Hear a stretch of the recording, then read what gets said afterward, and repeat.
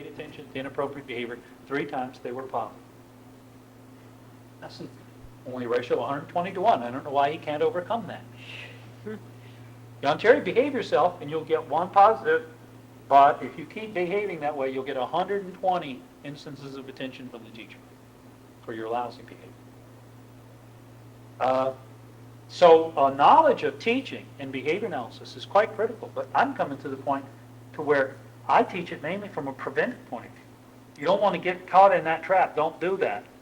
But I don't teach behavior analysis as it's the primary management tool to change everybody's behavior. It's got to sort of, you need to understand it so you don't get trapped teaching people bad stuff. And you got to know it to teach the positive stuff. But we're not getting good teaching practice.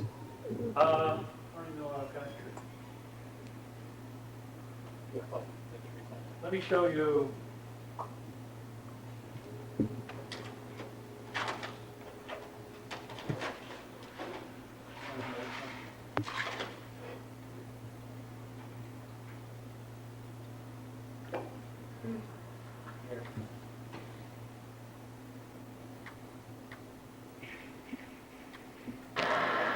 This is Deirdre. The black woman is Deirdre. The young man is her teacher at the workshop. It's relatively new. This is all, it's not fake, but it doesn't take place where it normally takes place. This is in another room at a task that she normally does, but it's outside the workshop so they can make it quiet.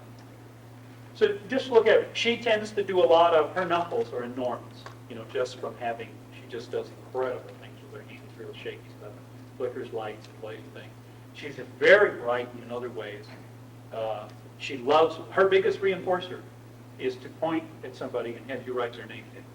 And then pointing, she knows if you're wrong, she can read the name, or she's at least attached that script to the person. And first time I met her, I wrote my name, where Wade pointed at myself, and a month later came back and put my name among about 15 other names. She pointed to that.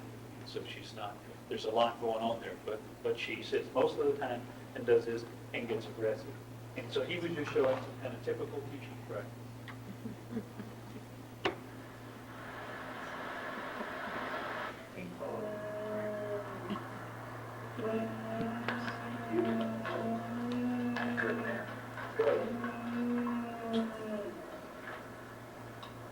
Grab the other one.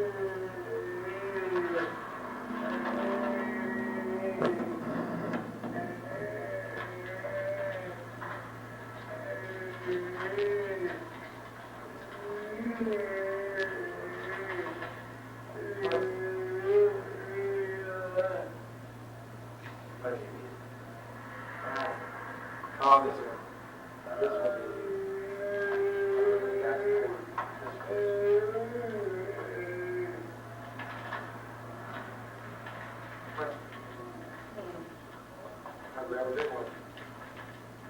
Grab a big one.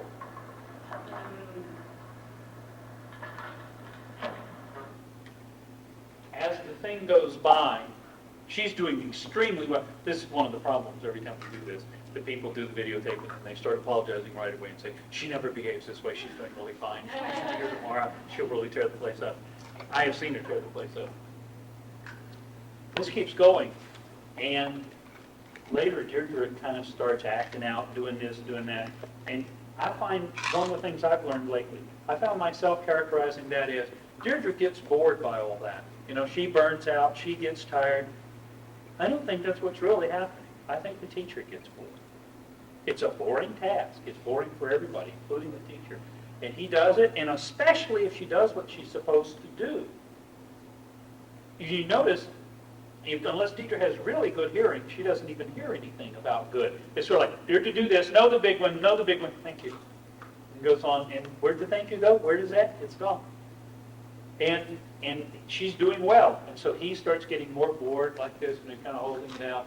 He's, look at the ceiling, and guess what? That's as boring for Deirdre too. But one of them can make it interesting. I mean, both can. He can make it interesting by, when she does well, making that fun. And if he really was serious about, we've got a good relationship, you're not scared of me and stuff, and we get along, but I want you to have fun. He could have even made more of a game out of it at first, or something to make it fun. But what happens is he doesn't do that, and she can make it fun. She can start purposefully picking up the wrong one, and guess what? He wakes up, and he says, oh, no. And, it's sort of like she's trying to keep him awake, like he's driving, and she's afraid he'll wreck. So she starts acting up. Guess Now- what else? When she was screwing up, he touched her. Yeah. All the time. Oh, yeah. What about that? Yeah. Do your work, and guess what? His mouth stops, and he stops touching. Don't do your work, and guess what? A lot of touching. And then you could say, but she gets rewarded. Right, but she gets twice as much. If I do my work, I get everything I'm going to get from you. If I screw up a lot, I get even more.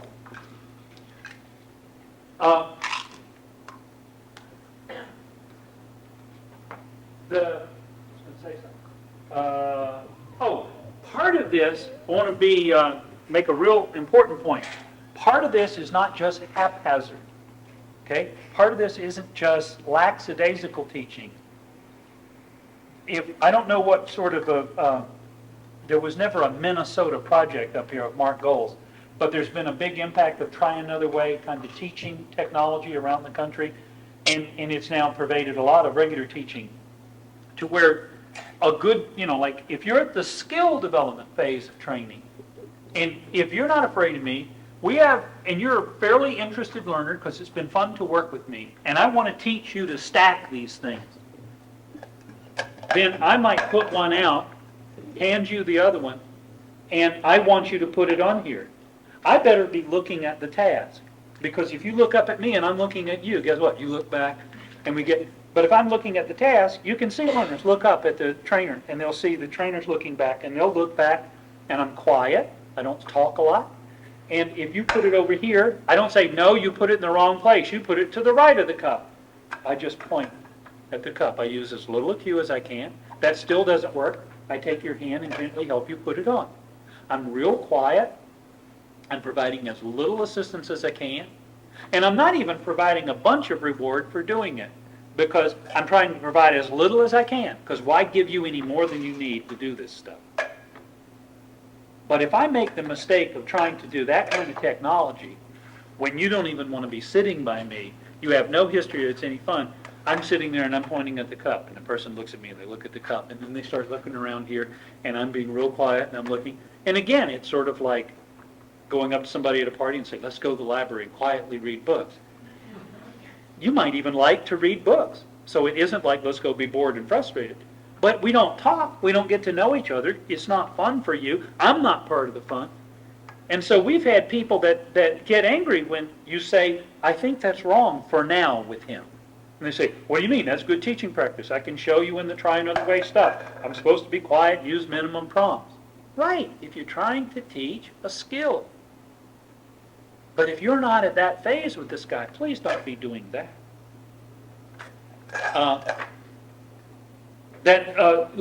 Can you imagine? It would be a kind of a bizarre situation to try to teach sign language to a kid if you were mainly saying, I want to give the kid some history of being with me, and working with me can be fun.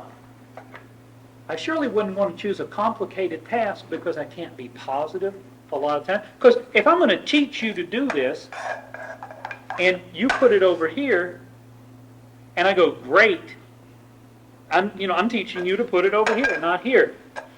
But if I get something real simple, so I'm just handing it to you and I just want you to throw it, I can be positive a lot, I can interact with you a lot. And so if you can get the people to be clear about what they're doing, like there's a piece of tape here with me working with a little kid. His mother was trying to get him to put puzzle pieces in, and that's when she had the 58 times in a row saying no, stop, whatever. I found myself beginning to do the same thing. I would hand him a puzzle piece. I'd put it on the table. I wanted him to pick it up and stick it in the piece. It was hard to do. I was being quiet at least. I wasn't like his mother saying, no, no, no, do it over here, do it. You know, she was really going on him. I was being quiet, but it only took about 5 minutes for me to realize I'm being too quiet. This kid, this is not a way to get to know this kid and him to get to know me and think it's fun to sit on Wade's lap and put stuff there, because I'm just kind of pointing and doing it. So I shifted way back to putting the thing down and just asking the kid, hand it to me. He could succeed really well at that. He did really well. At first he didn't. I had to even put his hand over on it and then just had him drop it. But when I got it back to real simple, all of a sudden now, about 5 times a minute, I'm saying, hey, great, good, thank you, that was really fun. Let's do that. I went from about once every 3 minutes to 5 times a minute. Now you might say, but you're not teaching him to put the puzzle piece in. That's right. And I never should have. I should have never said that was my goal. I should have said my goal is to build something with this kid. Puzzle pieces later, please. Puzzle pieces isn't the way to get there. And now that can't be overemphasized. We have far, far too many people that do not trust us. We had some people in our program that they had so much trouble with a woman like Deirdre that they just said, screw it, do what you want. And they really said it. Walked her around, said, do anything in this workshop other than break the law, you know, whatever. And she chose to sit on a couch and drink Pepsis. They learned something, though. For 1 week, when they walked by the couch, guess what she did? Took her Pepsi, rolled up in a ball, did like that. They were so embarrassed, they would sit down and say, we're not going to take the Pepsi. You may not be able to stay here forever, but till we say otherwise, you can stay here, you can stay here. And it took the woman a week before she believed them. Before somebody could walk by and she didn't do that. Do you think her lack of trust, and I don't know why, I don't know what they ever did. Maybe they never even deserved it. Maybe it was a bunch of accidents that resulted in it. But do you think that part of the problem of working with her in the workshop could have been, I don't trust these bastards. Nothing they tell me is true. That's what she believed. She showed it by her behavior. I'm not blaming them. I'm not saying they could have done anything even around it. But once they recognized it, it would be nuts to say the major problem is this woman hits people. The major problem is she doesn't trust anybody that's here. My friend Herb, the one I've mentioned, he will not talk to somebody unless they want him to. And so if he's called in as a consultant and you say, this guy's putting his head through windows, help him, Herb's first response is to say, I'd like to talk to him. If he doesn't talk, I'd still like to talk to him. And so Herb would go over and say, I'm here, they've asked me to come, you've been hurting yourself, I'd like to talk to you about it. And if the person says no, he says okay, and he leaves. But he comes back, and he says the same thing again. And if the person says no again, he says, well, when? Because a lot of people will say no, but they'll say later. So he'll come back later. And almost invariably, someone in the audience will say, what if the guy keeps saying no? What if they keep saying no? We want that to be a problem. We want to say, that's why you can't respect people. It's a problem, but it's like, yeah, it's a problem, and it should become the primary problem. What should be a primary problem is this guy hurts people, but the biggest problem is he doesn't, or the first problem we should address is he doesn't have anybody in his life that he's willing to talk to about it. Or even if he doesn't talk, willing to even have them talk to him about it. Yeah, he hurts people. Yeah, that's a problem. But it's like, that's the answer to people. Like, there was a guy that, doesn't bathe in one of our programs, or didn't. And we started talking about, well, what would the consequences be if you let him go? And there's a story in there, Audrey, which we won't be able to cover. But Audrey did that. She would refuse to bathe. And Herb tried to get the people to think about in that, what if you just let her, you try to meet her needs, you say, well, other kinds of bathing or whatever. But what about the issue of she doesn't bathe, well, so what? Will there be any natural consequences that follow that? Like she starts to stink and people don't want to be around her and stuff? And invariably, somebody raises their hand like they did with us, and they say, well, we got one of those guys, and we did it for weeks, and it didn't matter. He stunk, and people wasn't around him, and it didn't matter. And you think, instead of, the people want you to go, oh, God, I guess I better not do that. They don't understand that your response is, wow, you have a much more serious problem than I thought. You described it as a problem of a man that doesn't bathe, but you just told me a much more important problem. You have a man that has no one in his life that he cares about enough to worry if he offends him. He does not have a friend in his life that can come up to him and say, you really stink, it's very uncomfortable to be with you, and have it matter. We better put bathing about 9 steps back in the hierarchy, because it's small potatoes compared to a man who has nobody in his life, who has no relationship. Are you that powerful a person that you can make this guy do that in the absence of any relationship, any understanding? I'm not. But the sad thing is, we've even had people say, well, that relationship thing was real important, so we put into the behavior plan. Because one of the other things we try to get at people, and it's, when you're looking at behavior plans, please, when you go to monitor whether people are measuring things, don't ever let anybody convince you that the only effect of a behavior plan is its effect on the target behavior. Right? The plan says excessive asking questions, we're going to ignore that behavior or something. And what's the measurement of success? A 30% reduction in asking questions or in tantrums or whatever. There are other effects. Have you ever worked with somebody that you'd rather not work with now, that you don't like? Please say yes, because if you say no, you're lying. Why? Person hurt you. They hit you. They bit you. You weren't successful with the person. You didn't seem to make a difference. You shouldn't be upset.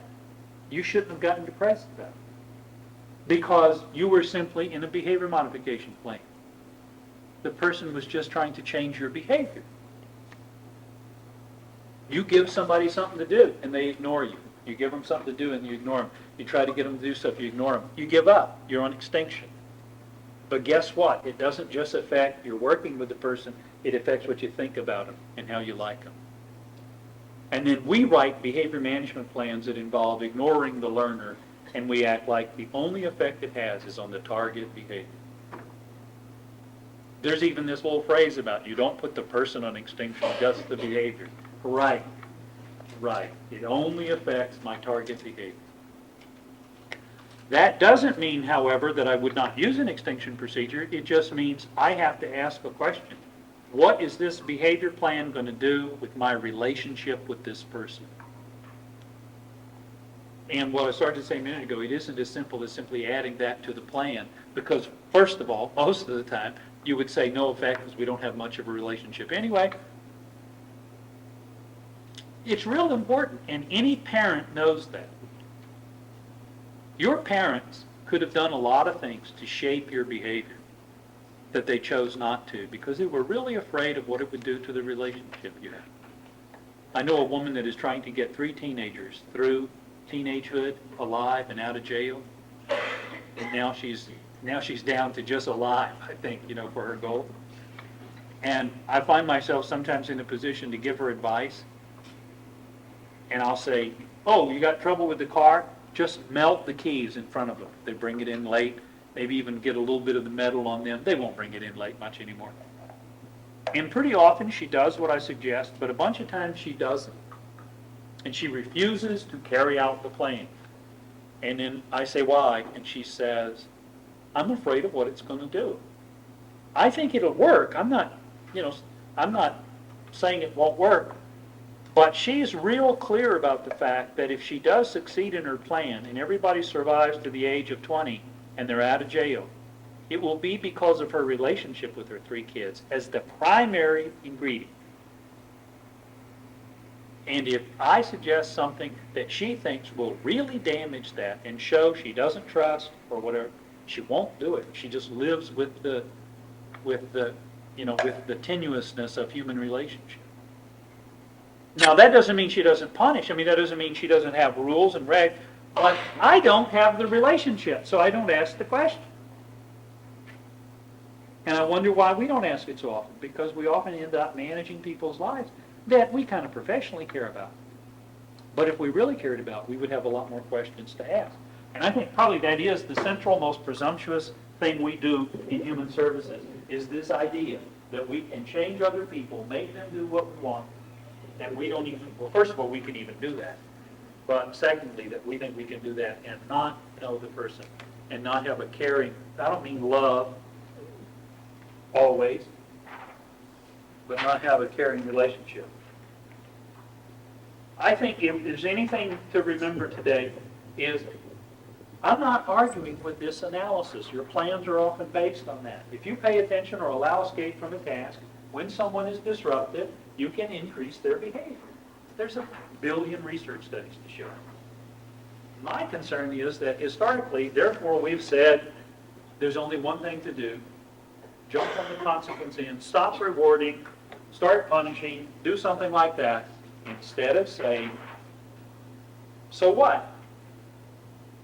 It's a lot more interest to me. Why is it that this attention is so powerful? You ever been attended to for inappropriate behavior? Has that inappropriate behavior come to fill the rest of your life?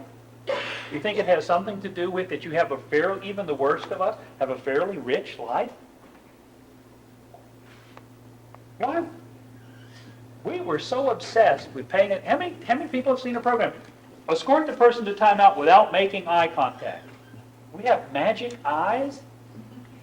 There's not a doubt about the data, though. The data says you pay a lot of attention to people as you take them to timeout. They will begin to behave to get to timeout to get your attention. There's even a study that shows that. They were putting a kid in timeout. It seemed to be working, and then it stopped working. They went and looked at how the attendants were doing it. The attendants started taking them to timeout by putting their arm around him and talking to them as they did it. And for 15 years, I taught it as, there's a study that shows you how to use timeout. You better not put your arm around and pay attention. Instead of saying, isn't it god-awful, horrible, that probably the only time they put their arm around him and talked to him was on the way to timeout? And do you believe that if they spent other time with him, doing that it would have mattered a damn if they did it on the way to timeout? Why aren't we horrified by the fact that if I pay a little bit of attention to you for your silly behavior, you'll do it a lot? And instead of jumping on the staff and saying, why do you do that? Why don't we say, why do we put that person in a setting where they get so little that this little bit of attention for this weird stuff begins to just make all this boom? Because there is a little sequence here with Helen where she gets an inordinate amount of attention for all of her inappropriate behavior. Teacher comes up and says, hello, it's time to cook. Do you like to cook? And Helen gets up and leaves. The teacher still makes her cook. So the teacher is quickly trying to establish there's no such thing as a question. The staff person asks. Because if you say no, it will be disregarded. But everything that Helen does that's wrong is commented on. Helen gets up to leave. She says, oh, I don't want to work. One time when Helen does get up to work, she doesn't open her mouth. If Helen is burping, she's talking about that. If Helen stops stirring, she's told to stir. Everything that Helen doesn't do is commented on. All the good stuff is ignored. But Helen has made great progress and is doing okay in the group home. Because for the first time in her life, she's in a rich enough environment that good stuff's happening. That same thing in a developmental center, and you might have a real problem because, I don't want to pick on developmental centers, but any large segregated program where she doesn't get much. My goal now, my goal in life was to eliminate all attention to inappropriate behavior. My goal in life now is to put people in settings and help them so that it doesn't even matter. I want to work with people so at the end of the day, they could have turned over the table when they didn't like what was going on. I mean, not that I like that, but they could have turned over the table. And I end up walking up. At the end of the day, I say, hey, remember earlier today you turned over the table and I walked over and said, looks like you're upset. Want to take a break? And we took a break. You remember that? And the person goes, I don't know. We talked a lot today. I did this, I did that. It's kind of lost because so much was going on. But when some sort of attention to an inappropriate behavior is the high point of the day, is possibly the only time you talk to me, is the only time I get money, then you're in deep trouble. And sometimes on an average of 50 to 1, there's a 50 to 1 ratio. 50 times staff pay attention to people for their inappropriate behavior to every point. That's not just a matter, though, of reinforcement contingencies. That's a very bizarre environment that's set up to maximize negative stuff. One last thing, and then I'd like for you to hear from Barb. You can have a very powerful effect with this stuff. I want to show you something that someone else did, not what we did, to show you a lot of people are doing. I don't think this has come out yet. It's going to be published, I think, in the TASH journal, but this is from a preprint. This is a man that had lived essentially his entire life since the age of 6 in institutional settings in New York. Here's a beginning of the list of some of the behaviors that he showed. It's the most inventive set of self-injurious behaviors I've ever seen.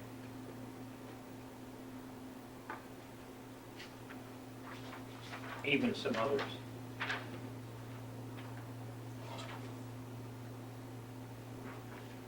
He even put sharp objects in his shoes, could walk on them and hurt himself and no one could see it. And he had some aggressive stuff, but the aggressive stuff was mainly around people trying to stop him from hurting himself. He didn't much go out of his way. The previous attempts they had tried were psychotropic medication that didn't do anything but sedate him. Keep in mind, most of all the major drugs we use to control people's behavior, we say don't sedate people. Their inception was to be a sedative for operations. That's why they were first developed. They tried physical restraint contingent upon disruptive behavior, and they tried the latest in normalization, decreasing demand. When the program that I'm going to describe to you began, here's what they were doing to him. He was on a DRO 10 minutes. That means if he went 10 minutes without hurting himself or somebody else, he earned a peg. 5 pegs in a pegboard, he got a 10-minute break. So if he behaved himself perfectly, he could get a walk every 10 minutes off the unit. If he hurt himself, he was put in a chair that, in a splint device so that he couldn't bang himself and bring his knees up and stuff, facing a blank wall for 10 minutes until he was calm. So punishment, a pretty clear punishment procedure for self-injury and aggression, and a reward, and walking was a clear reward for him. There was some decrease in the target behaviors of hurting himself, but he also didn't get to go for a lot of walks, because he did hurt himself enough. And he also learned to throw up in the chair. They couldn't prevent that. They could prevent this, they could prevent that, but they couldn't stop his peristaltic movement. And so he started throwing up, and because he was in the chair one hell of a lot, he threw up so much that he went into electrolyte imbalance twice, and the physician said, you can't do it anymore. Here's the point. They didn't do a futures plan. But by accident, this is the scary part, by accident, they began to talk and said, guess what? He almost never hits himself on the walls. The further away from here, the better he does. Isn't that interesting? And so they threw out the DRO.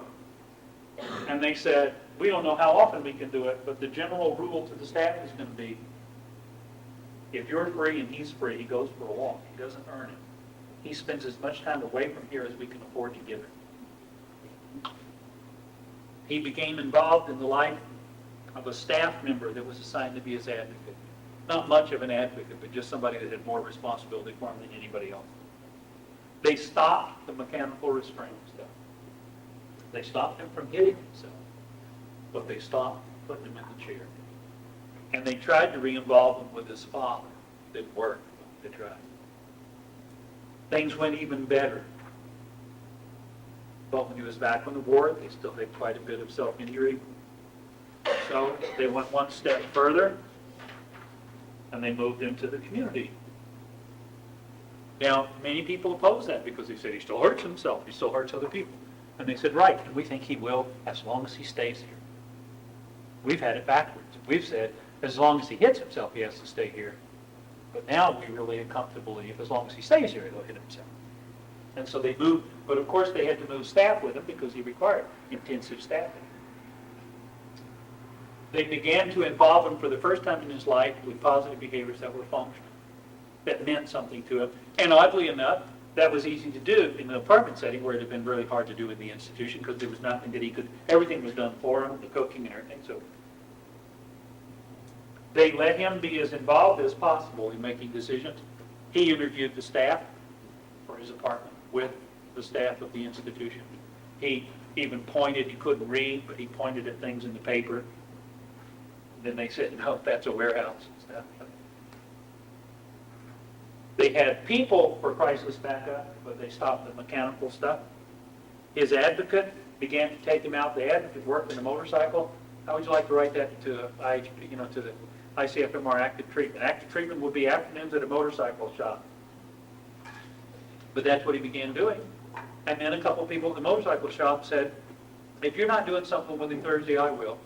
And he started getting involved with lots of the hoods in the motorcycle shop. And he had a lot of pretty good skills, and always had. And so they began cycling him because he didn't know and they didn't know what he liked to do. So he began a kind of a cycle of supported work jobs to get a sense of what he liked to do. I won't bore you with the specific details, but this essentially what happened is he stopped hitting himself. There was no behavior program anymore. He stopped hitting himself. The thing that bothers me is to think that it's accidental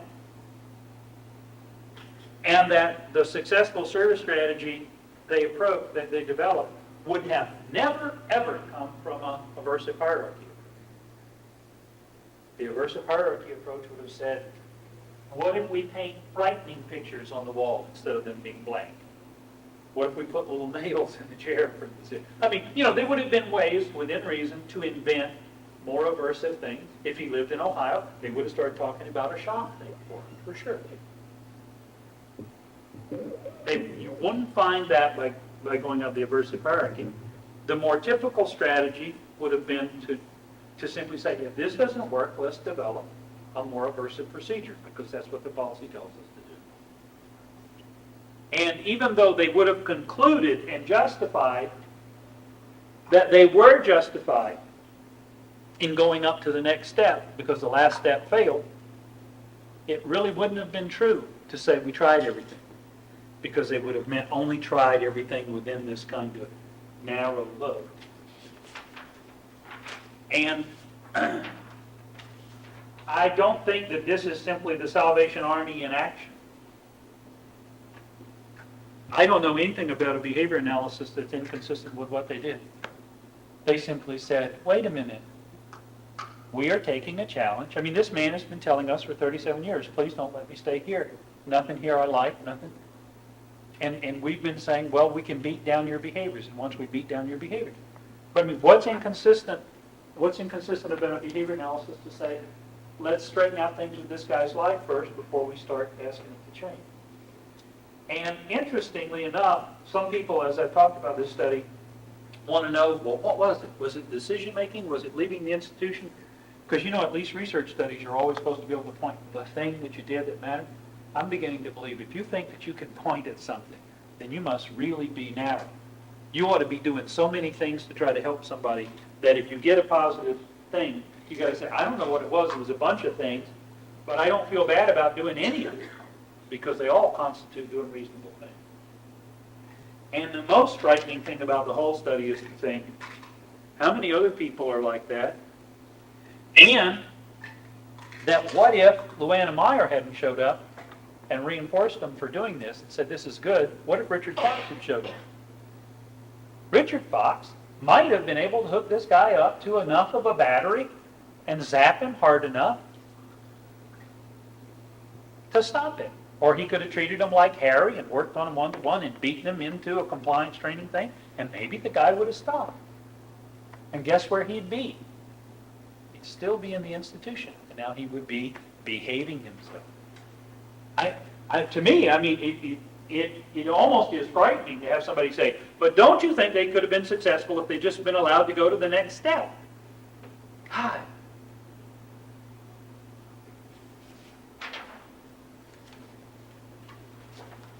Because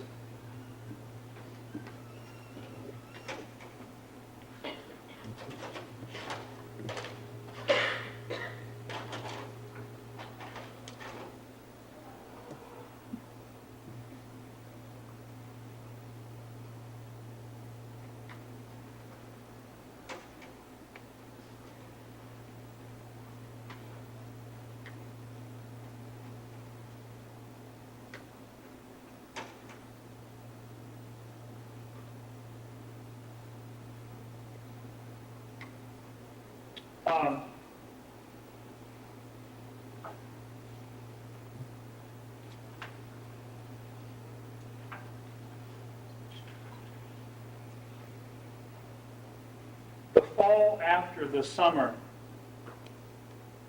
of that bad summer with Barb, where that July the 4th that I made an allusion to, that was the turning point for the staff because they had to come together and support each other. Not in opposition to Barb, but in their only way to hopefully even survive. They did not play games with her about, being nice to other people in front of her and all that. But she was being so vicious and so angry to the staff that they had to support each other. Barb would go in after one of the women that had lost a baby, and she'd talk about her baby was dead and all that stuff. And they found they had to go over and talk. One woman even would go off in the closet, she said, I'd stand there and I'd say, I won't get mad. I know why she's doing this. She's hurting. She's always done this. It's always worked for her. I can't. If I get angry, it'll only feed into it. And she'd walk out, Barb would get her, and she'd go back in the closet, sit there. And they found the only way they could do it is banding together. And that's what I meant. They taught us a lot about how painful this is and how staff have to be supported. And I don't know about your job, but some of our case managers are far too quick to judge and to say, well, you got to do this. And the staff people are sitting there saying, you're asking me to be supportive to her, and there's nothing in the system that supports me. Over and over and over, the staff in our training project say, they're angry because I'm telling them, support Barb, and I'm not there at their superintendent saying it's a two-way street. We can't expect staff to be respectful to clients until we respect staff. And so I have as much concern for them as Barb. But I did interview that fall with her and ask her some questions about that. But I wasn't sure if you would have. But what about work? How are things at work? Oh, fine. But this working with little kids and not getting paid for it, That was part of her future plan, to maybe work with kids. Amy, you explain to it. Going over and working with little kids and me not getting paid for it. I'd be losing out on money. I thought about that a whole week. I didn't get the reason I was upset. Who suggested that you do that? I know who did. You'd like to work with the kids. I'd like to, but I also like to get paid for it. Why couldn't you get paid? They just don't have the money? I don't know. But if it could be arranged for you to get paid, I would do it. would you go? But one of the problems, right? Would I go every day? Yeah. Yes. Because I love little kids. You can't shoot that, don't they? Why would you go every day there when you sometimes don't go all the time to the workshop? Because it'd be like a job. A real job? A real job to me. What makes it a real job to you? Because you get paid at the workshop, right? And sometimes when they don't have nothing in, or I can't do the job, or I don't know how, I lay my head down. It'd be like a real job. Working with the kids. Is that what, why don't you sometimes go to the workshop? What are your reasons for not going to work? Because I don't want to. I'm gonna try somebody else. But there were other, you have other, what do you mean, you just don't, but why don't you want to? Now that I can't answer because I don't know where myself. I don't.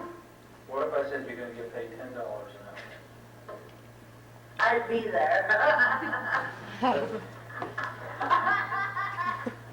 Would you, Bob?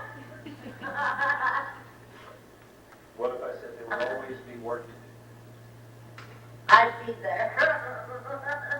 Right? For years, people had worked on Barb. One of the things she said the other day was really powerful. She said, "You're the first people that have ever worked with me. Everybody else has worked on." She's really kept us honest. She's on the advisory committee to our project. She asked the best question. She even helps interview staff. And she asks questions like, when new staff come to the residential program, she says things like, "When you're assigned to work, will you come to work?" And the people go, "Of course, what do you mean? What do you, if you say you're going to take me downtown, will you really take me downtown?" And it takes them a long time to figure out, gosh, people must not always know the work. For years, people had tried to get Barb to come to work, and they called it work, and for years, she knew that it was an objective in her plan. And she knows why we do it. She can say, "You do that because you have to get paid for it." She knows why they're there. She knows that they have to be signed off and how they have to be initialed and all that. And she also knows some of it is meaningful to her. But imagine from her point of view, she knows it's not work, and her attitude about what we do with her at that shop is such that it is hilarious to her to think she could get paid a reasonable wage and that there would be work to do. That is so far from her reality. Yet we want her to do. We weren't the best friends then, and so I asked her earlier in the interview, "Tell me about last summer, tell me about what's going on." And she's real good at getting around stuff, so she started talking about other things.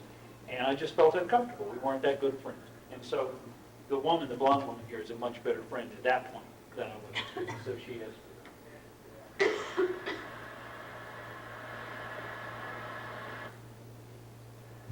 Yes, What it was like when you were living in Graff this summer, before you started going on outings? yes.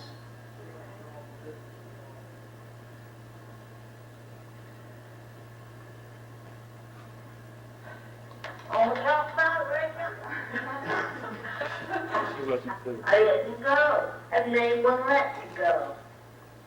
Why do you think they wouldn't let you? I was in the Catholic Church, and they always said I had to have someone like you to be a staff to go along. And there wasn't enough help. So they just told you couldn't go. What about going other places? Did you go anyplace else? No, I didn't go shopping. Jeannie, remember Jean Bundle? She used to take us to pizza, but sometimes she had my name marked down, I refused. Why would you refuse? Or she wouldn't take me because of the wheelchair. Why did you refuse sometimes? Because I was in bed. Was you, That's when I stayed in bed. did you not feel comfortable about going? That's her very good friend, June. A big group of people or with Jean? No, the wheelchair was not fit in the van, and she couldn't walk me herself. But she had your name on the list. And I said, that's all right. Sometimes I just stayed back. Let someone else go my place. And most didn't get to go, but Elton get to go a couple of times because he's got that walker and he can fold hold it up, and I just stayed back. But now I go to June buses, and I really appreciate it. It's polite. He's always, and June's always polite to me. Politeness came up Sometimes about when 30 people times. aren't polite to you, what do they do that makes you feel like they're not polite? They're mean to me. How are they mean? How they mean. You don't take a bath in dead minutes, June.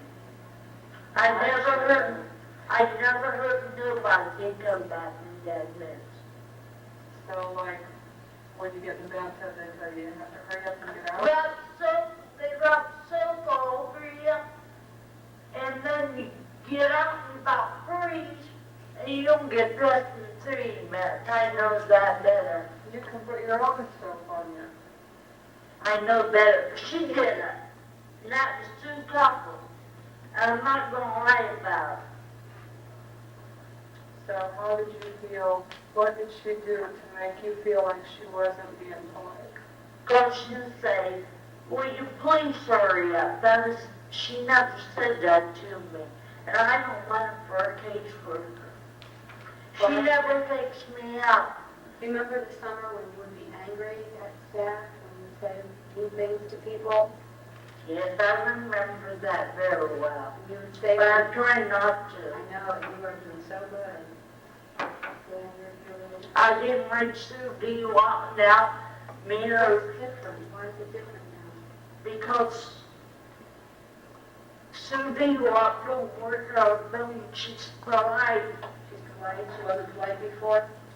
She was different. Why? I love Sue D. Walk. I want to talk about it. Why is it different? She comes, I guess because we don't see her as often. Wanda. When you would say mean things to Wanda, why would you say mean things to Wanda? Look, one was mean to me one time. How was she mean to you? And I'm going to tell her, I always tell her goodbye, she never told me goodbye. One day June was over there, when she's working over there 2 weeks. I said goodbye, and when they found me, she turned around and said goodbye, didn't she? And that's when we wrote that paper up to you. What was the paper? They started a Well, good it's behavior right. plan. They always had to write incident reports, so they decided to start writing What's positive so incidents. wrong with that? She never told me goodbye. When you were angry at her this summer, you said some nasty things to her about her family. Why? I was mad. Why were you mad? I was mad at everyone, just not her. Okay. You know why you were mad? No. What was wrong in your life? What was going on?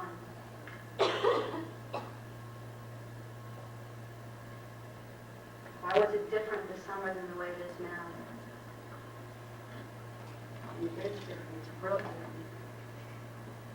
But why is it different? Yeah. Why? Wait a minute.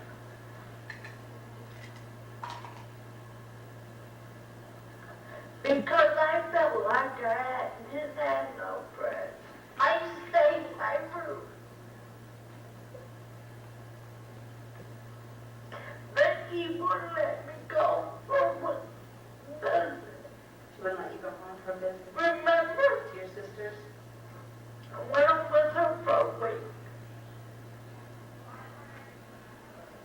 You didn't have any friends back in England. No.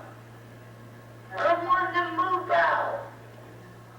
I wanted to live with her, but no more. I felt, baby, I don't want to do work. I want that crossed off of my face.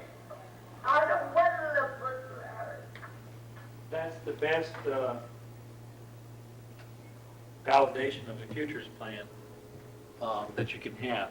She wanted her futures plan changed. I've never had a client call me up and say, there's a part of my IHP that I would like to see modified. She really, actually inappropriately believes in her plan. We have done very little to help her, or been able to accomplish very little. But if, what she's referring to, she had a boyfriend named Larry, and she wanted to live with him, and she and Larry had broken up between the summer and the fall. She knew it was still on the plan, because we would sometimes stick it up on the wall. I think Barb's a good example, though, of what this project is all about. She's taught us a lot. She's taught us how much we fail. June, that you didn't see but maybe a glimpse of there, who was off camera. June took it as long as she could, and then one day she essentially walked in and said, "Barb, come live with me." She said that after she found in the day book a reference that said, "Barb has gone with June for the weekend," and they put a happy face. "She'll be back Monday a.m., and they put a sad face. I don't judge the staff person that did that, because that staff person may have had a horrible thing said to her. Barb might have burned her with her cigarette, God knows what. So I couldn't presume to judge the person. But June was right. June concluded that 13 people live there. There are 3 group homes right next. There's a 10-bed and an 8-bed. They shift around the staff. Barb probably has to learn to live with 45 different people. Some of them were never going to forgive her for what she did to them. So June just said, "Come home." It never really had a chance to work. June's house is about as big as that chair. She's got a husband that's gone a lot, plays in a band, nice guy Buzz. She's got 3 kids in a house that big. It just didn't work. And the most tear-filled meeting I've ever been to in my life was her replacement meeting back in the group home. And Barb kept turning to everybody who was crying, saying, "You guys did what you could, it just didn't work." She talks about it as when she escaped. She understands she'll never make it there. I'm afraid she'll kill herself someday. I think she's slowly given up hope that it can happen. I don't know. We're working on the thing now. But we're having to fight a mentality that says she lives with 13 people, 6 would be a good next step. And then maybe 3. And, everything you know about Barb says she gets upset because she lives, when she has to live by other people's rules, put up with other people. And she's getting old. She doesn't want to do that anymore. She's tired of county homes and institutions and stuff. I don't know if it's going to happen. And the thing that I do find intolerable, though, is that some of the barriers left in her life are people who say, there were people the day she came back, and I had to wheel her back to the group home. She looked at me and she said, "Wait, I can't do it. I don't have the strength to do it." And I wheeled her back there. And there were people that went to June that day and said, "I'm glad it didn't work." Now, not hateful people, people that said, "I'm glad it didn't work because I don't think Barb had learned her lesson." They felt like you have to go through all this before you I don't know where they learned their lesson, but they got to live. But there is that mentality. There were even people that when she came back, the superintendent, quite honestly, very good man, sat with me and said, "When is she going to learn to take responsibility for her own actions?" And I said, "What are you asking me to do?" "I don't know any way to make her life more painful." "Are you suggesting we add something to this procedure? Some kind of restriction, some kind of punishment?" "I don't know how to make it more painful. She's hurting so bad I'm afraid she's going to kill herself." "What do you want me to do? You don't think she understands that she played a part in coming back?" What? But, and that's only an extension of what our system is built on. As if the only thing that matters is the set of rewards and punishment. I hope, however, I haven't left you with the impression that I think it's nuts. We did it with Barb.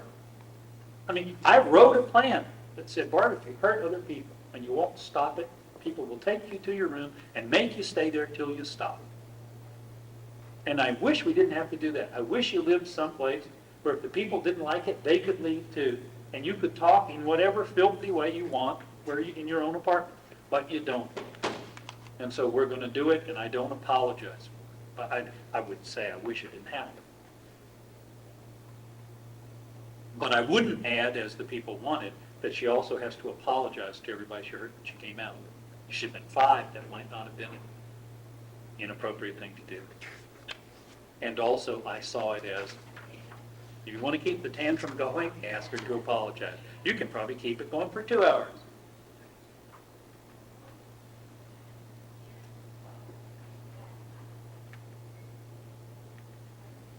So,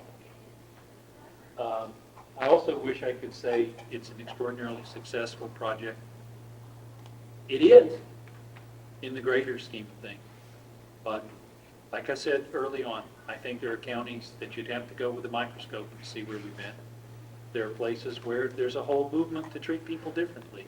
And the thing that I would give you optimism about, and I sure changed my mind about, is I never believed we would get much social change in settings by focusing on the most difficult people. You know, I thought if you're going to get somebody to think about respect, if you're going to get people to think about supported work, about smaller, all the positive goal stuff, that you do it with the easier people. And I'm not saying you couldn't, but I've seen enormous changes in some service systems when they begin to see, if we can do that for Barb, they almost get ashamed that they don't for other people. If they see it's important for this person, they thought it was least important for. So, Barb has one thing, though. She has 5 or 6 people in her life. They'll never be out of her life. I'll probably call her tonight. I haven't called her 3 or 4 days. That's something she's never had. And a piece of tape that I didn't show you, Amy, the blonde woman, is absolutely obsessed with trying to figure out what has mattered to Barb. So she keeps bugging her and bugging her. Barb can't explain it all, just like you could. But when you point blank ask her, would you rather have a futures plan or a friend? She's real clear. She wants the friend. And at least that's what she says matters to her now. The futures planning was good. Why? Because you became my friend. Because Amy became my friend. And sadly enough, she's never had them before. So, and we're much more friendly people in Ohio than here in Minnesota. You realize the only thing we know about Minnesota is that radio show on Saturdays. Hey, I'm doing a poll. I have to ask you this before you go. How many people here believe that Garrison Keillor is a nice guy? I made the big deal about when I came last time that I had to meet Garrison Keillor before he left. Not the last time, one of the first. And the people thought I was serious, and they really thought I might not come unless they could arrange for me to come. So they sent me a picture about a month after I came. Nice, big, beautiful charcoal drawing of me and Garrison Keillor standing on stage, and he's playing a harmonica, and I'm playing a banjo, which I couldn't hope to. But I keep doing the survey because I hear that he's a really bad actor. And in Ohio, we think of him as the nicest man in the world. And I just wanted your opinion. Thank you very much.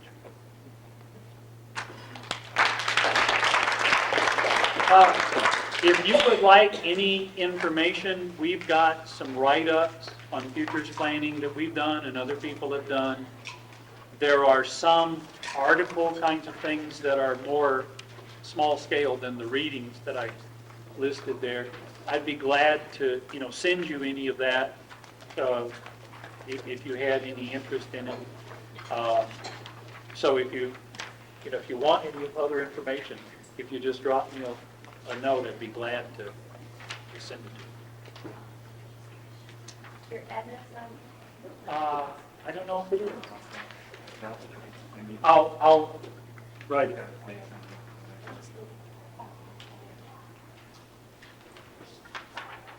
Please take a second to fill out evaluation. I'll pass around the certificates.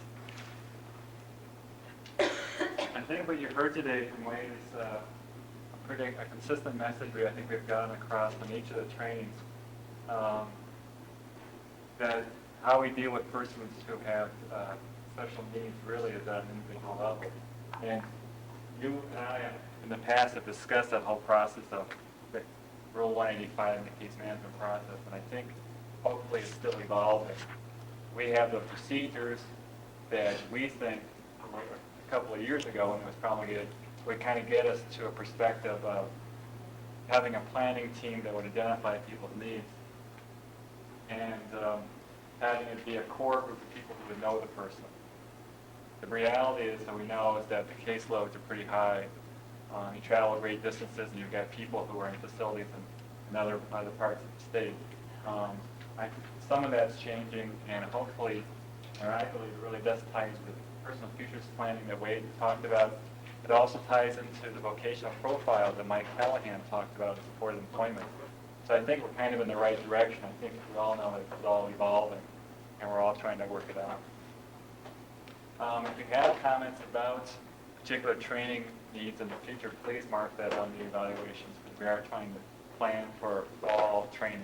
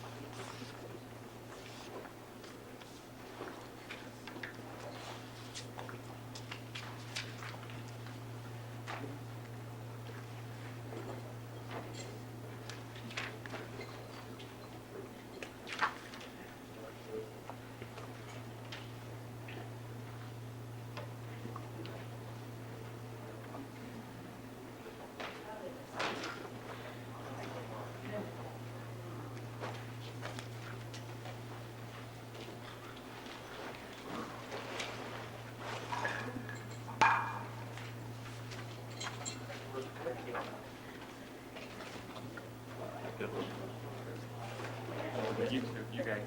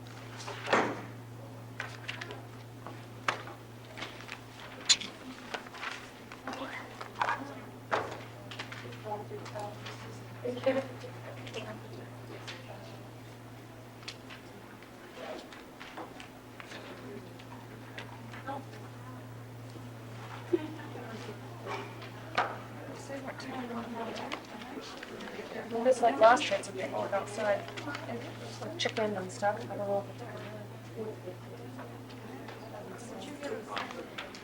No, I had the same thing you did. Where do you see that it's like? I just know about the thing. Oh, okay.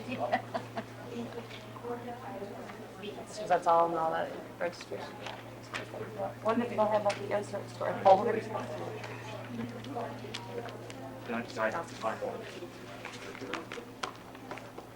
Stephanie, is Corinne still? No, she's in the group home for a 2-week home visit. That's not going well at all. She hasn't been going back to the day program. yet. But my guess is that she'll be going back to Fergus. For the MR unit. Uh-huh. I'm so puzzled. I am too. I'm just so puzzled I because don't she know lives what in the they, what he community. brought it about, because she was doing so good. Do you think, Everyone was pleased with how everything was going. do you know if she's the kind of person that acts like it's going good? I mean, some of this discussion today, was she really happy in the group I home? think so, because she'd express when she was happy or upset about something. If you wouldn't give her a cigarette, she'd tell you she was mad. Yeah, that's Or true. if it was good to see you, she'd tell you it was good to see you. If you looked nice, she told you. If you didn't, she told you. So, Yeah, it really is a puzzle as to what's happening. yeah, I hope that, I don't know, I just don't know what started it off. Well, something happened that I don't know about. And, the medication issue too. Yeah, I don't know if she's acting real direct up. I haven't seen her yet. I was gonna go over and see her when I get back this week, just run over at I mean, night. the Court of Appeals decision was wonderful. I mean, it really helped the case. But, I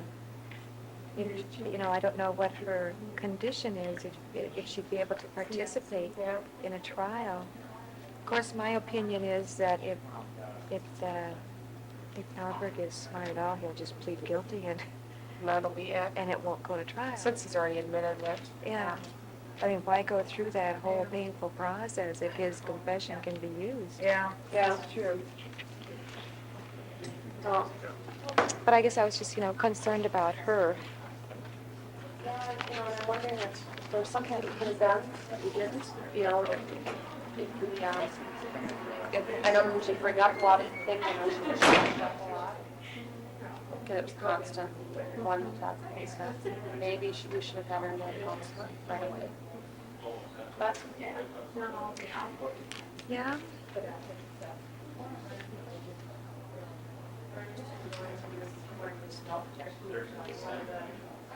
Did I give you yours, Paula?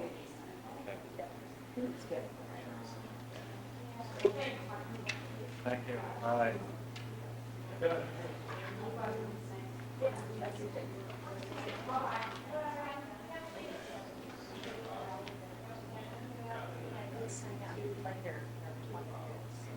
Yeah, I was thinking you guys didn't do Oh, that. see, okay, Johnson, I'm Johnson. Yeah, so seeing here. I don't think it's that. Okay, that's fine. It's about my points. Yeah, that's just fine. It'll, cancel check. I know. Yeah, okay, that's just fine. Oh, I can give you the receipt. My cancel check should be just That's fine. okay. Good to see you. Again.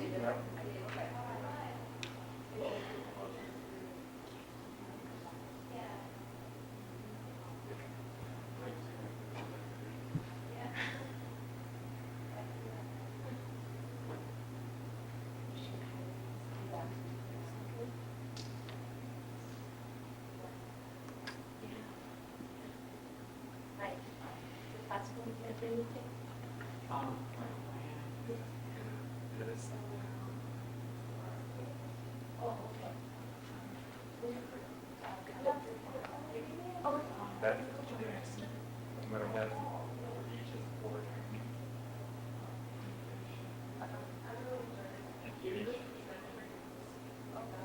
Right now, A lot of things. they're finishing that, editing that. But, so this.